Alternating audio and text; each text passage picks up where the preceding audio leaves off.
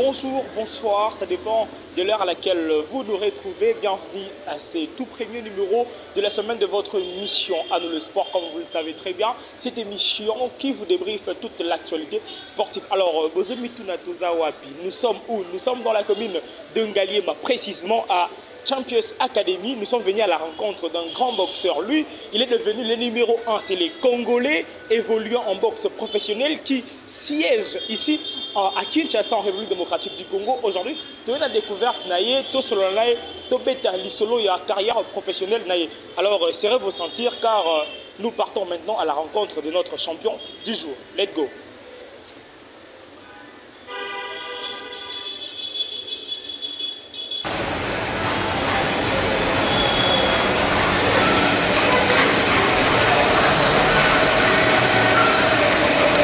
Comme je vous avais dit que le lot est encore une fois à la rencontre du roi Congo, lui qui s'était déplacé. Azalaki au niveau de l'extérieur, Azalaki na Biélorussie pour combattre un grand champion aussi de l'autre côté, champion Nabiso, à Kanego représenter la République démocratique du Congo, toujours dans le compte, il y a boxe professionnelle. Alors aujourd'hui, à Pessibiso sous honneur, il y a Koya Kotalaye dans son lieu d'entraînement, c'est beau cadre que vous voyez, Champions Academia. Alors champion, bonjour. Bonjour. Bienvenue encore. Ouais, merci beaucoup, Israël.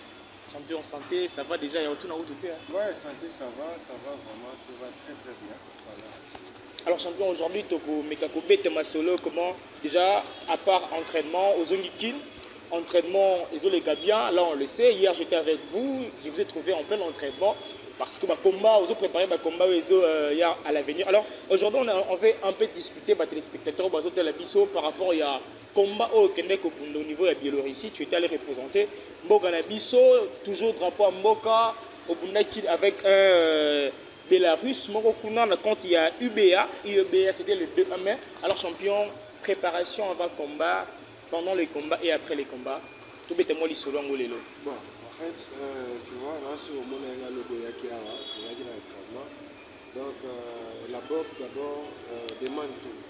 La boxe, et ce pour exiger, pour que ça ait un moment inconditionnel. Quel que soit le cas, quelles que soient les difficultés, peut-être pour, tu vois, les gens voient toujours des résultats. Ils regardent les résultats, mais bah, éviter qu'est-ce qui se passe derrière les résultats. Qu'est-ce qui est caché derrière les rideaux en fait. Tu vois, pendant les préparations, et c'est peut-être au Kitsapua, et c'est au Matsapua, donc alimentation, kolala, repos, donc avec un bon plan d'entraînement, un bon résultat pour un combat. Donc c'est un peu ça. Alors champion, après préparation, vous êtes rendu dans la Biélorussie pour ces combats-là, mental Zalaki comment aller rencontrer, parce qu'on les a pour découvrir Horizon Yassika, pour découvrir Challenger Yassika, adversaire Yassika, qui étaient aussi de taille. Alors lorsqu'on commis au tel adversaire du jour, moral est Zalaki Nengeni et puis la suite. Bon, moral est déjà au Zénith parce que tant que contacté IBA est contacté comme un géant africain.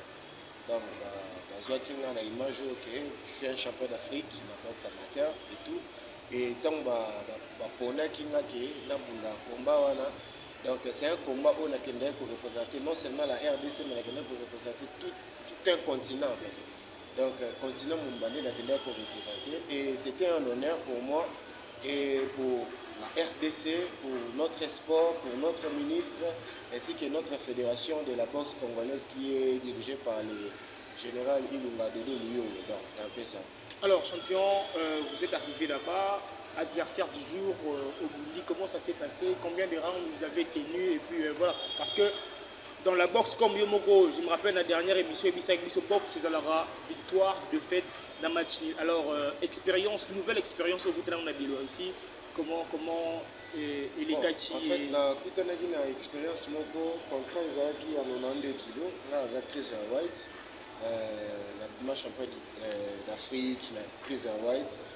Chris White est à 92 kg, donc heavyweight est au-delà de 92 kg, 100 kg, 100 et quelques kg. Contre Zaki à 92 kg, maintenant on a commis un adversaire à Salaki au-delà de 92 kg. À Salaki 98 kg 900 grammes. Donc déjà, et comme qui vu le promoteur, l'organisateur, contrat Zaki à 92, donc la boxe est faite par un contrat. Contrat Zaki à 92 kilos, mais à la veille du combat, automatique pesé, il y a sali 98 kg 900. Donc déjà 98 kg 900. Ça a des avantages, ouais, boxeur n'y a pas boxe professionnel à Ebike. Tout à l'heure, na poids likolo, ceux comme peut mener un combat, tu as 10 kg, 8 kg, 11 kg. Netinga na longola qui au moins 12 kg, 12 à 13 kg. Pour la zone, on a catégorie 92 kg. Donc, résultat, ils allaient kicker. Organisateur, il y a un combat parce que l'adversaire a qui surpoids. Donc ça ne se fait pas dans la boxe professionnelle, tout ça fait dans un contrat. Aussi, il y a signé un contrat pour 92 ans, pour 92 kilos et on a pu ça. Donc l'adversaire a qui surpoids et il savait déjà qu'il y a un poids likolo. Donc il y a un peu on a évité ce tombé on dit que bango mbazaki ba organisateur donc combat les aki le quoi les tourner na kende ko bunda combat pour représenter Congo donc il y a une journée à indépendance na bango il y a Beloris ndé ba bengisaki IBA ba s'associer na IBA yaki ba bengi ba boxeur nyonso ya monde en Afrique tu sais qu'à denga na Namibie moko ndé to représenter ki Congo na saison on ezaki saison 5. Alors, Wankongo, si on comprend bien, malgré le surpoids de votre adversaire, vous voyez qu'il a renoncé dans le combat parce qu'il peut nous représenter non seulement la RDC mais l'Afrique. Donc, tu as voulu tenir. En fait, déjà, tant que je suis l'image que je suis un géant africain. Je suis un géant africain par rapport à talent, par rapport à l'exploit en Afrique. Donc, tant que je suis contacté et tant que je suis commis contrat, donc tout ça se fait dans un contrat. Contre Zaki à 92 kg, mais bango à Salaki sur poids. Et maintenant, dans les Zaki à Obunda, quel que soit poids Salaki, tant que tu zones na coach, banila qui déjà combat. Au bout tout le monde a ébi, banila combat, babino, bobo Bunda pour adversaire, ça c'est quoi? Tu zones in hôtel, là nabi mais coach tu es à te pour hôtel au magasin 5 étoiles. Tu y a qui awa pour tout Bunda. Quel que soit poids Sali, tu qui ne dois accepter et c'est ma toute première fois dans la bande carrière. Basi nesenga un lettre d'engagement où ils que nyonso comme la ngali kola ring les angamo et na signé qui contrat wana vu que zaki boxe professionnel bazaki mo ba pourcentage ndamba baksela ngai par rapport ya ba bourse ndeza. OK. Alors Roi et cela qui ont être le seul Congolais, le seul Africain et Afrique centrale de les représenter tout un continent dans Mboka Musika aux côtés d'un Namibien. Ceux qui totalent en Afrique centrale, comme le Congo, République, il y a beaucoup de boxeurs, de très bons boxeurs. Et tu es parmi ces géants africains. Et ça là que comment pour représenter, pour porter poids, il y a tout un continent, dans ma Pekanayo, dans le continent Moussou Lubanda, dans Mboka Mindele. Bon, en fait, Ezalaki, pour moi, c'est un honneur. Parce que ce que dans la boxe, c'est pour l'honneur. L'honneur de ma famille, l'honneur de mon nom. Et l'objectif c'est fixé par rapport à Moussala Onasalaka. Donc je dois l'atteindre en fait. Donc pour l'atteindre, il faut pour affronter le combat pour que les gens lui, il a fait un parcours, voilà son parcours. Donc c'était un honneur pour moi, l'honneur pour le pays, parce que c'était le drapeau de notre pays qui a flotté là-bas. Donc tant qu'on a continué qui donc c'est la salle moko donc tous ceux qui la salle les acquis donc salle moko un mini stade donc arène voilà arène moi ya bango kuna les acquis arène na kumba arène mais ya Beloris kuna et na katsa salle tous acquis 4 noirs ngai na coach na Namibien wana na coach na donc il y avait 4 noirs. Donc, Sal Mobimba, cette fierté que vous avez c'est un honneur pour le pays, c'est un honneur pour le drapeau. Tu vois, au Moni, les locaux, qui va congolais pour la musique. So bimi di banda so voyager to voyager quand même OK donc ton ba bête le solaire il y a Congo ba la musique batali sap tu vois et côté pena bitumba boye c'est pas vraiment car lelo ndem to comme on appelle ba grand mususu ba comme kobima et tout ba bimse longi ba général makabu ainsi de suite donc c'est un peu ça. Moi aujourd'hui vous évoluez en boxe professionnelle, vous entrez petit à petit dans ba annales il y a boxe au niveau mondial. Alors, Roi, ce qui est l'eau, na Congo, na top 5, pour se placer. Bon, na Congo. Selon yo, na top 5, pour se placer. Na Congo, na top 5, na catégorie. Pas ce qui évolue à l'extérieur. Yo, évolue dans Mboka. Là, on doit l'insister. Le roi Congo évolue ici. Il s'entraîne ici. Il n'est pas comme un boxeur congolais au bas évoluer à l'étranger. Raison pour laquelle Bino, on te met ça comme un mécène. Au Bino, plus aller chez le musicien. Appelle les gens aussi pour soutenir les sportifs. À l'instar du roi Congo. Il a été, comme il a bien dit, il a été le seul Congolais et l'Afrique centrale, le seul Africain de l'Afrique centrale et le seul Congolais d'aller représenter tout un continent au niveau de la Biélorussie. Invité par l'UBA. Ce n'est pas du gâteau. Il a bien des résultats, mais il est temps aussi de mettre la main dans la pâte pour que l'habitant au coma grand, j'ai été aux côtés du roi. Non, aux électeurs au coma Martin Bakole, les beaucoup m'envoient un contrat parce que le contrat me soutient dans le alors, roi, au coma Tikuna, représenté Mboka, comme on a tout dit là, aujourd'hui, après cette expérience aussi à l'extérieur du pays, combattu avec des blancs, s'est retrouvé dans l'arène OESA, où s'est retrouvé avec 4 noirs, le Lozongi, expérience, expertise, dans le top 5, comme je disais bien, où peux-tu t'es classé? Bon, dans le top 5, d'abord, boxe, c'est un record. Boxe, c'est un record. Dans la boxe amateur, j'ai fait un bon record. Où il y a que nous soyons il y a la salle boxe professionnelle, la boxe amateur, pendant un long moment de ma carrière. Et la Congo, la Congo, drapeau à RDC, tant que boxeur amateur, tant qu'un élite amateur. Ils ont boxeur amateur, ils ont amateur et débutant, début amateur, ils ont commis néo amateur, si au commis pénal pro amateur. Pro amateur, au commis élite amateur. Donc élite amateur, ils ont battu le championnat du monde amateur, de Zongi dans le Congo, de bouler le drapeau à Congo. Donc de bouler le drapeau à Congo, tant que léopard à Congo, on a fait ça comme une fierté pour nous et pour la nation, pour le monde.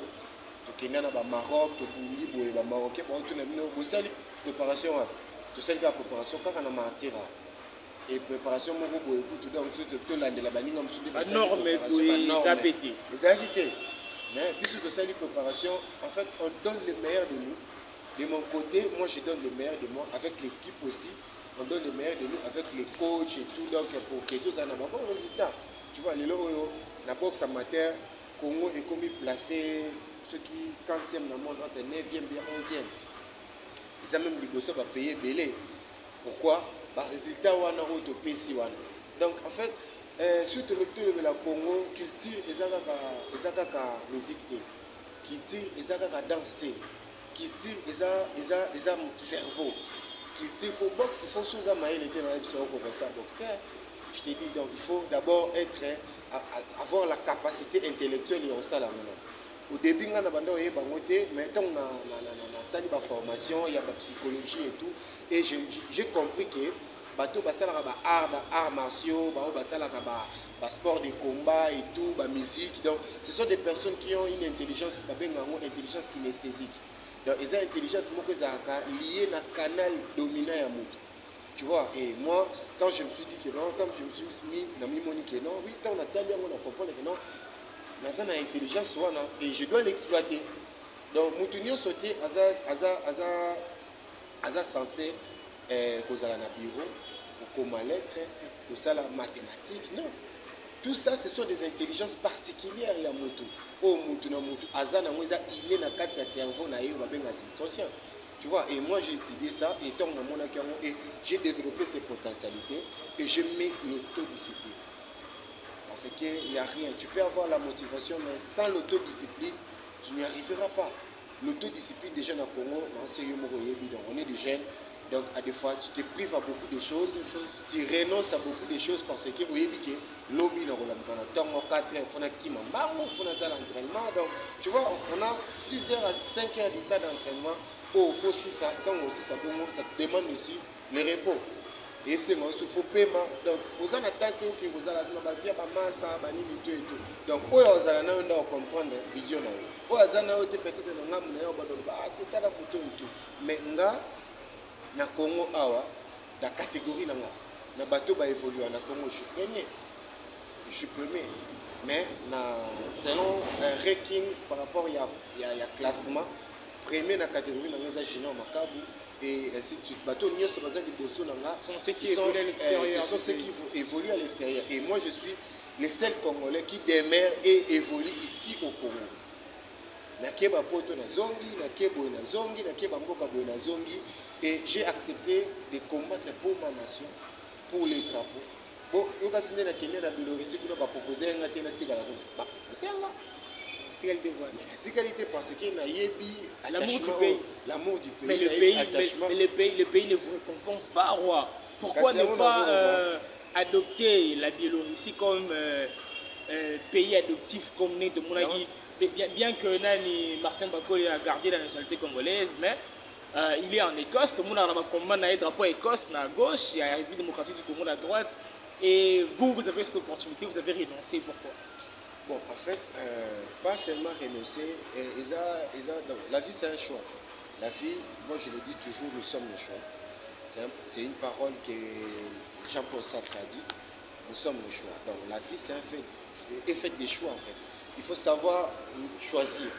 Une fois que tu sais comment choisir, oui, tu vois, donc on a choisi le Congo. Moi j'ai choisi le Congo comme nation.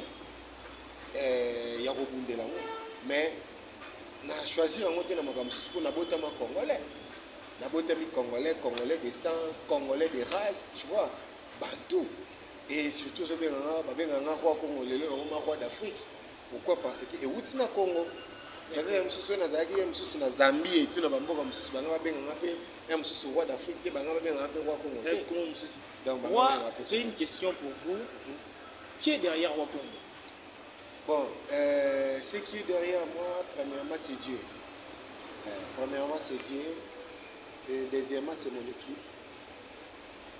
C'est mon équipe parce que la réussite d'un boxeur, ça dépend de son équipe. Là, je te dis, frère, dans un préparateur physique, dans un coach. Il y a tactique, il y a technique, dans un coach mental. En même temps, moi-même aussi, je suis coach, mais je suis aussi coaché par un coach. Dans ma gamme, il y a le cerveau parce que sur 100% de la préparation, ceux qui ont 85% c'est le mental. Donc 65% c'est le mental. Donc sans mental, imaginez au côté de la salle, c'est pour la toute première fois que tu as psychologiquement, tu es abattu. Tu es un fils du pays. Il y a beaucoup de bango. Je dois soutenir la public. Non, soutenir. Et tant que côté de la boxe, salle mon donc il s'est fait abattre mon panty, mais na savoir-faire, na maîtrise, on a une expérience dans ça. Et ça c'est que na kangisi no na fandisi no kimé na kangisi no salle no monoko. Pour le liboso no faut salle no etika no goloba. So moni salle etiki goloba c'est que ba comprendre que mutu so ko mo beta. Et salle etiki goloba, donc il a failli même azwa KO plus de 3 fois. Donc plus de 3 fois, donc il a risqué qu'il soit KO, mais vu qu'il a un excédent à poids et tout ça là aussi ça comptait, vu qu'il a un boxe professionnel, donc il a risqué même de visiter plus de 3 fois. So talibexé, on a plus de 3 fois. Ça les cagnes nous ont stupéfié. Donc quand on a quitté, attends avant qu'on a Kataringa déjà, il y a mon gâteau molinga libo. Abi c'est lui le meilleur. Donc il y a mon gâteau molinga libo, il y a Vinga et tout ça ni ba contact et tout en tout cas donc Mboka wana Mbabazaki très content. Très content on a quitté ba fan ba yebo lokanga nanga ba photo ba orthographe ba makambo belé. C'est un Congolais. C'est pas de la musique. Des amis théâtre, des boxe. Et aujourd'hui, dans Mboka wana ba yebi que non, il y a un Congolais, c'est se battre. Mais tout se comprend. Oui. C'est se battre. Moi, lorsque vous êtes en train de parler, et là, et que les surnoms, le nom qui est collé à Roi Congo, commence peu à peu à prendre son sens. Le roi d'Afrique, pourquoi pas le roi du monde? C'est ça. Un jour. Ainsi soit-il. Pourquoi pas le roi du monde un jour? Un Congolais qui boxe dans l'arène où il n'y a que de blancs et au finish, l'adversaire qui est aussi blanc soulève son bras en signe de victoire. Il a reconnu la combativité du roi d'Afrique qui est le roi Congo, la résistance, les coups qu'il a reçus en tout cas. Bravo à vous, roi. Merci. Roi, vous avez dit que derrière vous, il y a toute une équipe, les préparateurs physiques, vous avez parlé du mental et consorts, mais je ne pense pas que tout est rose avec eux. C'est ça. Il y a des difficultés, surtout évoluer dans la République démocratique du Congo, dans Kinshasa, les mécènes mingi, prêtres mingi sont plus penchés sur la musique que sur la boxe, sur le sport, sur d'autres disciplines. Alors, comment vous vous en sortez financièrement avec votre équipe? On sait que c'est très difficile. Ça sera aussi pour nous un appel, encore une fois, à lancer à toutes ces bonnes personnes, ces personnes qui aiment le sport, qui aiment la boxe. Ça nous fait plaisir par moment de venir dans le salon Boé, au Canal+, au chaîne sportive, tu regardes la boxe. Récemment, j'étais chez un ami, Nakouti Papa n'a pas dans le salon avant d'aller à la boxe. Et cette fierté, le rose de la paix, que Yondo va à la boxe, moi, c'est que le boxeur en Bunda, c'est moi qui est derrière. Alors, Roi Congo, les difficultés que vous rencontrez, vous et votre équipe, comment vous faites pour vous en sortir? Ça va être votre propre moyen de bord ou il y a encore quelqu'un derrière Roi Congo, Roi Congo dans les déplacements, dans les lignes, parce que même quand c'est là qui est en coulisses, mais il y a des choses qu'il faut dire aussi à la télé. Bon, en fait, au moins, déjà, nous avons mboka moko oyo bato balingi kozala focaliser beaucoup plus sur les résultats. Alors que même à ta fufu pour eya na mesa zali na procédure moko elandaki asombi yango mai eye batie na moto mutu moko alali. C'est toujours ça. Et na minute oyo naza moko ya ba élite ya Congo en tant que boxeur professionnel évoluant ici en RDC. Évoluant ici, j'insiste pour ça parce que il y a des difficultés. Il y a des difficultés. Si tout le monde a boxé un mot à ce combat, il va chercher beaucoup plus aller faire sa préparation ailleurs. Après ça, on a focus et tout, loin de la famille, loin des difficultés, tout ça, et tout. Donc, ça fait ça. Mais, et là, c'est un mentalité positive. Donc, mentalité, les salariés, même yo, on a évité la pression combien. Tu vois, donc, tout solo linayo, oyo qui posa nanga, oyo qui détermination nga naza nango, les pression envie ya main forte pour na atteindre l'objectif nanga. Tu vois, donc ça oyo qui nga, tout solo linayo na tradition non, tala ouais, je frappe des portes. Je frappe des portes, je sponsoring, je frappe des portes. Pourtant, on a mon avec mon équipe. On a organisé un combat ici. On a organisé un combat on a salle. La salle au place où on a Ringawa. On a organisé un combat avec la permission du DG d'ici, qui est Daniel Luma, que je salue depuis Allemagne. Et avec sa permission et son autorisation, na coup de main na épée les sous-attaques qui main forte pour la puisse organiser nous avec notre équipe. Donc ça s'est bien passé par rapport à ma idée de moni kuna na avec mon équipe total année pour aider les jeunes. On ne peut pas être un boxeur sans record. Bon, ça va. Vous avez licencié, vous avez diplôme là. Vous avez licencié au Tangawa. Tu vois, tout ça là. Donc, vous avez boxeur, oui, boxeur, vous avez record là. Boxeur, vous avez un record. Vous avez un nani, vous avez un nani. Banani ne baza babunda na yo obunda na ba compétition nini, tu vois tout ça là ça compte oyo potant représenter yango ko présenter yango papa manager OK présenter mon papa sponsor ndé ba bakate muto aza muto tout ça là. Ouais, c'est encore un moment pour moi de lancer un message fort na ba message na bato ba monike ba koya ko edenga. Derrière moi il y a toute une génération. Derrière moi, il y a des gens qui ont un modèle, pas un idole, modèle qui récite et qui excite récite et motivation, la détermination. Tu vois? Donc, il y a tous. bato baza ebele na nsima oyo nga nazo koencadre tozo koencadre na derrière nga baza ebele. Il y a des jeunes nango banotanga bakombo et tout, il y en a plusieurs, mais tu vois bisapi moko esokolaka elongi te. Bato bamoni ke bakoya koyede ngai na bajeune wana na équipe na nga. Il y a des parents, il y a des mariés, donc il y a des gens oyo toza conscient na mambo tosala, toza conscient na mambo tosala, donc on est discipliné. Parce que sans ça, on ne va pas gagner nos vies. Tu vois, sans ça, on ne peut pas gagner nos vies, sauf que Dieu décide autrement. Tu vois, c'est un peu ça. Voilà. Alors, on va souffler un peu avec le combat du roi Congo au niveau de la Biélorussie, où il a été face à un digne fils de ces pays-là, invité par l'UBA, et puis nous reviendrons juste après. Really hard fought battle for the eventual bronze medalist David Naika, the number 4 seed. Challenged Jai Opataya for World Cruiserweight honours just a few months ago. Vladislav Smialaka preparing for his first outing in the professional ranks after a glittering career in the 3-round code. Здесь, готовый к началу поединка, не знающий поражений боксер из Демократической Республики Конго. Ему 27 лет, его рост 188 сантиметров, вес 93 килограмма ровно. Прежде чем встать на путь профессионала, он становился чемпионом Африки, а сейчас владеет рекордом из 4 ничем не омраченных побед, 2 из которых он одержал досрочно. На ринг в Бресте, прямиком из Киншасы, dans le Connois, prêt pour le combat, Timontou, Kinzie, Chapitou. Опытный боксер из Гомеля в золотом углу ринга. Коллекцию его медалей тоже можно смело называть золотой.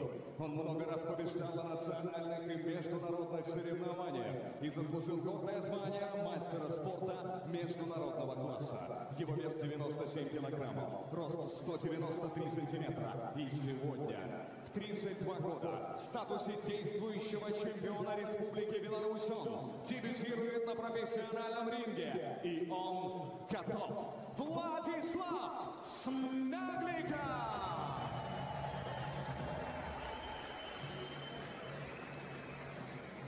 Ответственный за происходящее в ринге Сергей Журкин, Россия. Head up, no low blow, no holding. Listen and follow my command. Good luck. So Mr. Sergei Zhurkin with the final instructions. He the third man in the ring in this battle between big boys.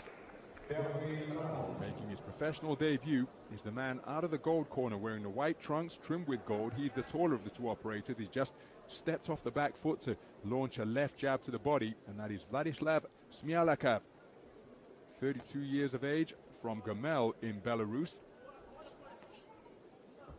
Took the silver medal in the multinational affair that is the European Games. The second edition was held in Belarus, and he came away with a silver in the heavyweight division. His opponent, slightly shorter figure wearing the black trunks trimmed with gold, fighting out of the black corner, is Timontou Chapitou, 27 years of age, from Kinshasa in DR Congo. Undefeated in the professional ranks. This is his first bout outside of the continent of Africa in the pro ranks.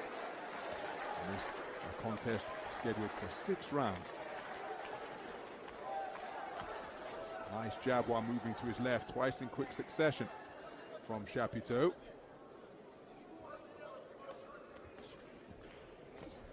Counter right hand over the top from Smialaka, wasn't too far away.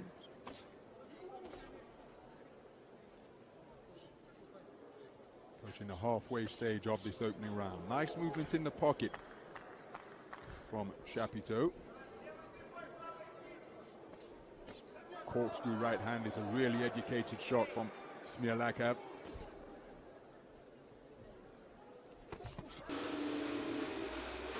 Voilà, Roi,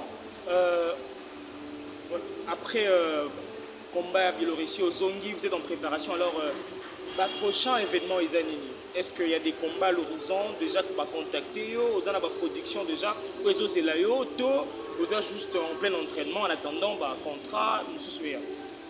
Bon, en fait, dès Naza Boye, Naza toujours moteur en marche. Moteur en marche, ça veut dire que Naza n'a tenté na paix matamulai. Donc, Libanda, déjà, ça s'est fait. Dès un mois, 2 mois après, on dit combat, 2 mois après, on dit combat, 1 mois, on dit combat. Donc, et ça, moi, il y a objectif, il se fixer qu'il y a une équipe là-bas. Une équipe là-bas, il se fixer l'objectif, pour promouvoir côté record là-bas. Donc, on se fixé qui année Oyo, on a des combats où déjà tu cibles qui tombent.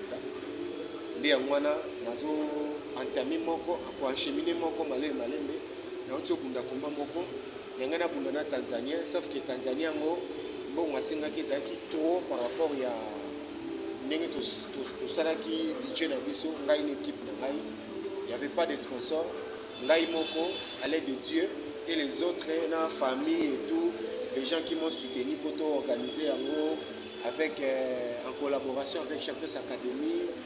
Académie MAP, donc tout ça qui est là pour aider les jeunes. En fait, dans ça qui a aidé beaucoup plus pour moi, na cause de contrat libanda mais les jeunes aussi bazana na simananga.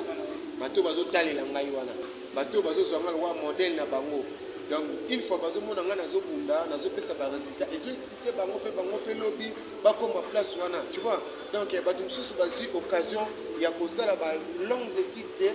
Bazu occasion mais azana makasi azana intelligence wana on a le bac qui kinesthésique wana et c'est dit que à moi que non je dois exploiter ça pour mon coach me disait toujours que bateau basala ngo na mabele mais nécessité na moza okende na mai pour affronter ba bonge et katsa ngambo wana mususu donc ngambo wana mususu ça pour atteindre l'objectif pour atteindre le sommet pour comme en place oyo nazolingana comme na boxe nazolinga na komi s'appelle Congo na boxe bao bazo sala ngo déjà tozolanda bango pe na sima po tu vois il y a toujours une génération qui va il y a toujours une génération qui prend relais c'est ça. Est-ce que au niveau où vous êtes déjà parce que vous êtes un géant africain est-ce que vous avez déjà reçu un soutien de la part du gouvernement particulièrement du ministère du Sport? Bon, si je dis que nous soutien, non, c'est un moment où on a mis tout le pays ça un appel solennel dans le continent le ministre du Sport qui est son excellence Didier Boudimou, que je salue. Je suis un jeune Congolais, j'ai une passion, je suis un jeune que je vois que ma vie dépend de la boxe.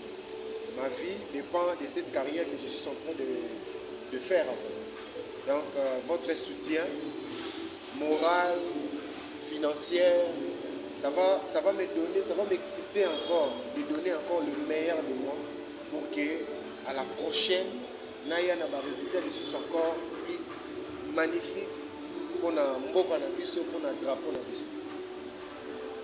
Alors, Roi Congo, nous tendons déjà vers la fin de notre émission.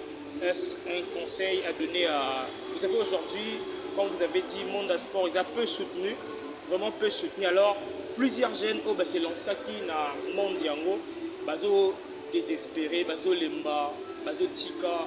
D'autres se retrouvent, il y a comme brigands. D'autres ils se disent que bon, boxe en moto foutate, judo en moto foutate, karaté en moto foutate. Bon, ma si on a école. Tous ces jeunes-là qui aujourd'hui abandonnent suite au manque de soutien, quel message avez-vous? Parce qu'aujourd'hui vous êtes l'espoir de toute une génération, aujourd'hui vous représentez toute une génération de boxeurs, non seulement des boxeurs mais des sportifs, parce que lorsque vous sortez à l'extérieur du pays, vous représentez non seulement la boxe congolaise, mais aussi le sport congolais en général. Alors, champion du monde, le roi Congo, le roi d'Afrique, qu'est-ce que vous pouvez dire à tous ces jeunes qui vous regardent actuellement à la télé?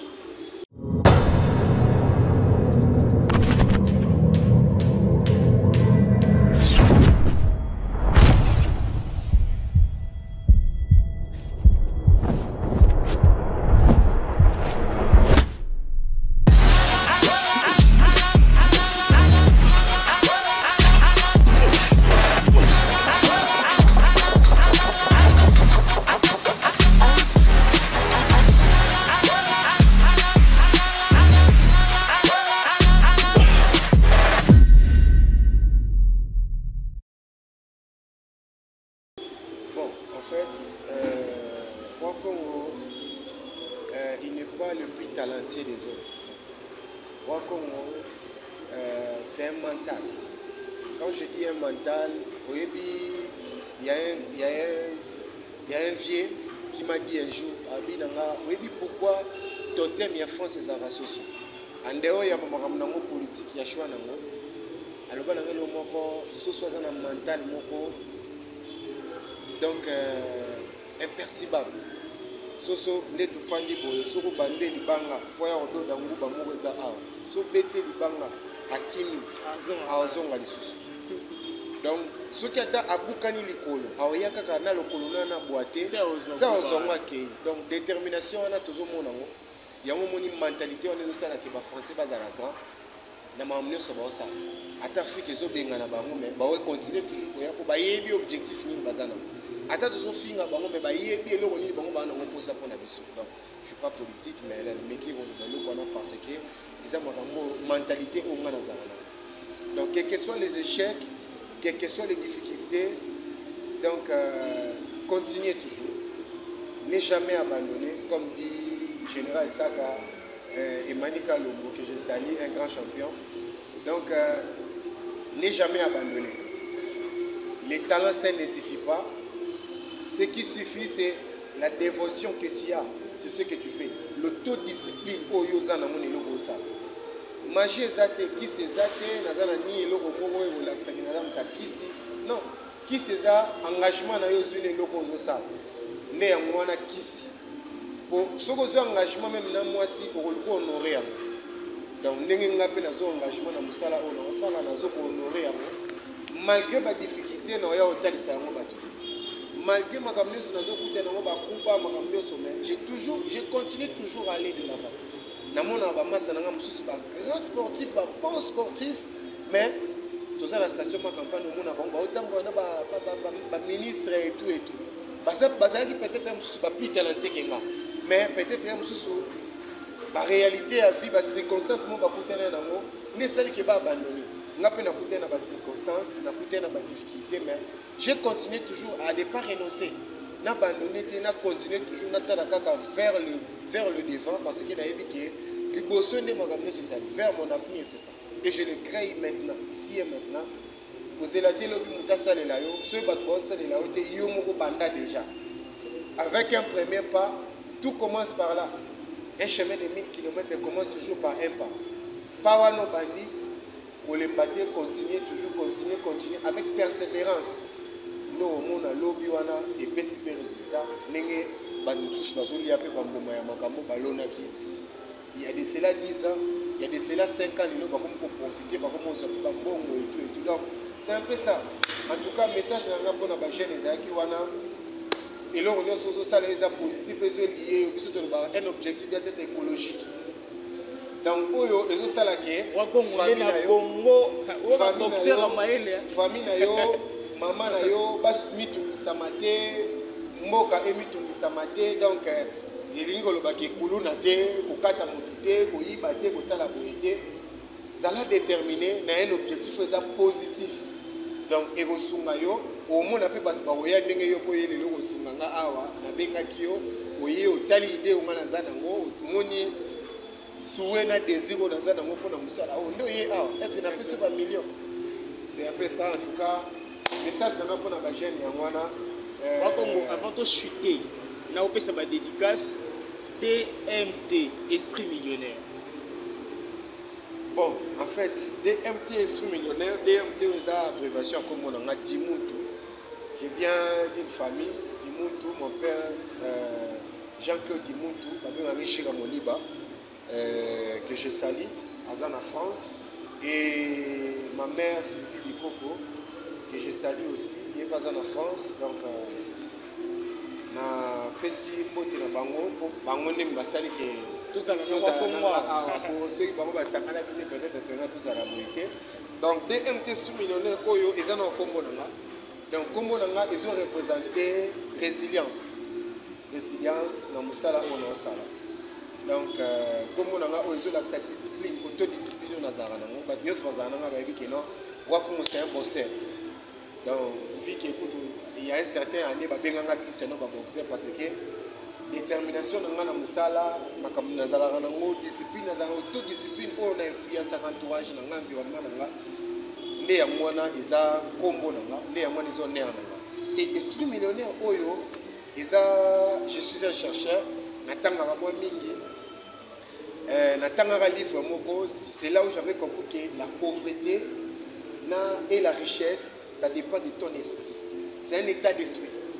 Donc, namoni ba riche bazolela pe na kati ya Bentley, namoni ba riche aolela na likambo un pauvre à résoudre sans kutu aki matamba musanza na ba millions. Donc, omoni eloko wana esalanga ke na comprendre que la richesse c'est un état d'esprit. Donc, esprit millionnaire c'est pas seulement un slogan mais c'est un état d'esprit. Donc, c'est un état d'esprit ata moninga zui, il faut comprendre que lobi peut recevoir. Donc, na R mort, toujours na 6h, 12h, 13h, 14h. Donc, ils ont à 12h, mais à R. Donc, c'est un peu ça. Alors, voilà. On est déjà à la fin de cette émission. Au Congo, si vous avez des dédicaces, moi, bah, salutations. Pour tout le savant, tout chuté. Bon, premièrement, dédicace à Liboso. On a fait ça dans Polo Yemé, le créateur de toutes choses. Il y a une personne qui est tout Israël. Awa, on appelle Israël. Comme on a baptême, les gens comme on a Seigneur, on a appelé ça. Donc j'aime ça aussi. Et ma dédicace, toute ma famille sportive, à tous les sportifs congolais, à judoka, à boxeur, à militaire et tout. Mais évidemment, nous souffrons, nous travaillons dans le littéraire, nous travaillons dans le judoka, dans le taekwondo et tout. Mais comment nous donner le meilleur de nous pour que Congo, le drapeau à Congo se flotter par-ci, par-là, parce que c'est l'objectif au plus montoponie. Donc, tant que jeune, tant qu'un sportif congolais, tant que mon conabino, naebisi bino bambote presque ozali nalingi bino mpe ndenge na nga napesi mbote na équipe na nga team DMT napesi mbote na mama na nga Sylvie Lipopo petit frère na nga Lidor napesi mbote na bato nyonso napesi mbote na pasteur Josué Lokamba napesi mbote na docteur Jules Elumba c'est mon coach mental, c'est lui qui m'a formé aussi. Et la Pessimbote est la sophrologue, parce que je suis un sophrologue. La Pessimbote est la coach Lewis Zidane. La Pessimbote est la coach Eric Kadima. La Pessimbote est la coach Emani. La Pessimbote est la coach Emma Kilolo. La Pessimbote en tout cas Malolo. La Pessimbote est l'équipe Champions Academy. La Pessimbote est la Daniel Idonga. La Pessimbote est l'équipe Nous sommes tout à l'heure. Y compris les autres et tout, en tout cas, vous comprenez là, la coupe est moins difficile. Mais un message fort, DMT, ça m'a marqué par rapport à la mentalité. Donc, donc c'est une mentalité, donc on n'est jamais abandonné, persévérer, croire en soi, croire en Dieu et tu vas réussir. En tout cas, merci beaucoup. On ne t'appellera plus Jacob, on t'appellera maintenant Israël, voilà. Car tu as combattu avec Dieu et les hommes, tu es sorti vainqueur. Voilà. Rendez-vous au sommet. Le roi Congo est devenu le roi d'Afrique et très très bientôt ça sera le roi du monde. Voilà. C'était un plaisir de vous recevoir sur votre plateau. On s'est déplacé, le plateau de combien puis s'est déplacé jusqu'ici pour rencontrer le roi Congo. Alors merci, nos salutations et nos dédicaces vont à l'encontre de numéro 1 et de Communes et Télévision, l'honorable Eliezer Pochi.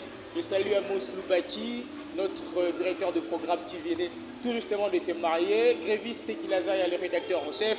Derrière cette caméra et le montage, il y a Betsael Ituka, l'homme fort. Hein. Lui, c'est mon bras droit. Partout où je vais, surtout dans le domaine sportif, je suis toujours avec lui. Alors, nous vous donnons rendez-vous dans notre prochain numéro et on vous promet qu'on va réaliser une autre émission avec le roi Congo. Là, ça sera une séance intense d'entraînement. En fait, c'est une surprise. Hein. On ne va pas aller dans le détail, mais c'est une surprise.